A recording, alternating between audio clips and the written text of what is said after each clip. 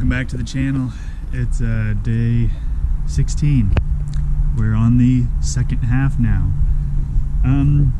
Second half of the ice bath 30-day challenge I set up for myself. Funny thing, the coal that I had in there melted a hole in the ice.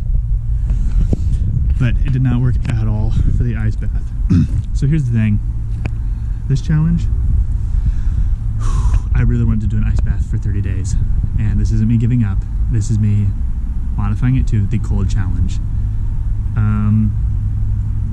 Probably tired of beating the dead horse here, but this thing is frozen solid. And all my efforts to try to thaw it have not worked. So, you live and you learn. Next time, I'm gonna put it in the garage. However, all of my efforts to thaw it have actually made things worse, because I put more water in there and then it freezes, and I took some water out and I tried to put hot water in to replace it, and it's just like frozen different layers now. So it's like coming in farther and freezing in multiple layers, so there's like whatever. Anyway, I can't get in, but it's supposed to be at 37 degrees in a couple days, so maybe that'll give me a chance to replace some of the water and it not be so bad. Anyway, and for the next couple days, in lieu of being able to get in, I'm just going to keep doing the Wim Hof meditation and sitting in the cold and trying to see if I can adapt without being in the water. Pretty disappointed, but you know, that's part of it. So instead, I'm going to tell you guys a story. A couple thoughts for the next couple days that go through my head. I think a lot on like analogies and things. And so one thing that's been going through my head is, word of the day is domesticated. Speaking of which, she's exactly what I was going to talk about.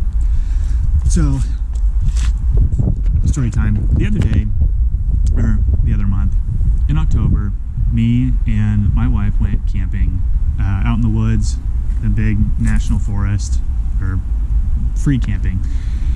And we go, and it's perfect fall weather. Full sun, 60 degrees, and all the trees had the nice orange leaves on them. It was great. We cooked chili over a little open fire. We had a brand new tent we were going to test out. It was great. So anyway, we go to bed, and at about 2:40 in the morning, no clouds, full moon, didn't help the situation. It was very bright and very scary.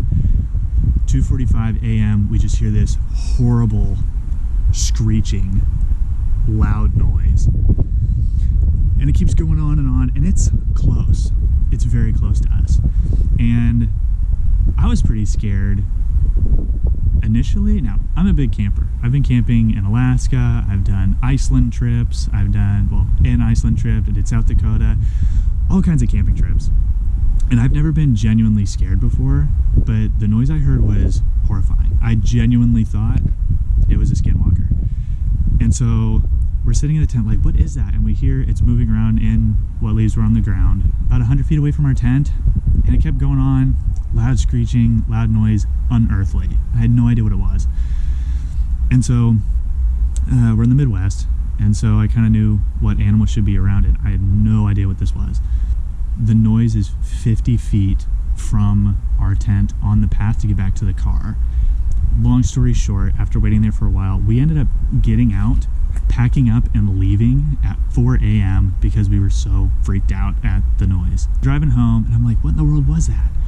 And I look up on YouTube, and the official story is it was a mountain lion. And I've heard that they've been coming up to live in my state now, which is wild. And I heard one screech on YouTube, a mountain lion scream, and it sounded very similar to what I heard. And then we get back home, and we've got our two little kittens. This one still trying to get out. And I just thought about like domestication. And I don't want this to be one of those cringy be a lion videos, because we've got lots of those on YouTube and they're cringy. But I just thought it was so interesting that like watching I'm a new pet owner. I never really had cats before but wife wanted one, and I love them.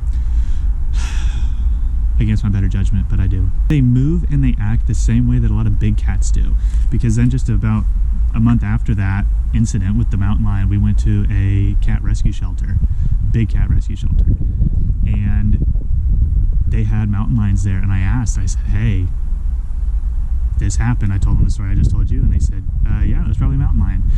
And I'm watching, and all the big tigers and the lion, well, the lion was just asleep, but all these big tigers and big cats were all moving and acting very similarly to my house cats. All 2 of them, little kittens. And it got me thinking, like, man, we bred them down to be more docile and tame, and that's a good thing. And we love it, but I just think it's so funny because sometimes at night, I'll look at one of my cats and they'll be sitting on their shelf or on the windowsill, or one will stalk the other. And for just a second, you see the primitive wild in their eyes still. They get down, they stalk, and they pounce. And they have their claws and their teeth and stuff. But they look so cute. But then when they get all in their hunting mode, it's like, oh wow, there's something in nature inside of them that was lost. And even when I mess with them and I pull out their claws, I push their paw down, I'm like, oh man, could you imagine if instead of 10 pounds or 8 pounds, or the smallest one, 5 pounds, if they were 130 or 200 pounds, 300 pounds? It's scary. And it got me thinking, how have I been so domesticated in the way I think? And again, not trying to be cringy here, but I keep taking comfort in easy ways out of things. And I'm sure we can all relate to that to some degree. I think it's so funny how even something as small and cute as like a kitten, when they walk around, you look at them and they get that wild look in their eye. And then, like, I see tigers in a cage or on YouTube or on TV, and it's like, man, there's something there that's truly wild and dangerous. I'm not trying to be like an unhinged crazy lunatic, don't get me wrong.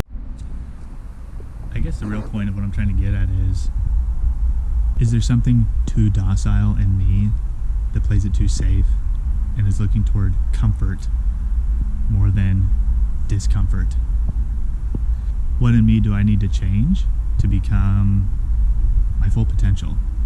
What could I be if I really took charge of what I'm doing and said, hey, I'm tired of being comfortable, I'm tired of playing it safe, I'm tired of putting things off, I'm gonna take some risks, because there's something in all of us, in each of us, that if we quit being complacent and just put forth a good effort, a no-quit attitude, I think we could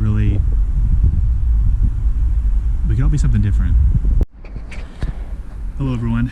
Earlier I did my meditation, and I'm editing my video right now, and I realized the whole second half of the video I made got cut off. I'll pretend that it was all the good content, but it was just me saying goodbye. So anyway, this is me saying, did some meditation today, it was good. We're gonna do it again tomorrow. I'm gonna tell another little story. Hopefully you guys like the one that I just told, and it made sense to you. But yeah, anyways, we'll see you tomorrow.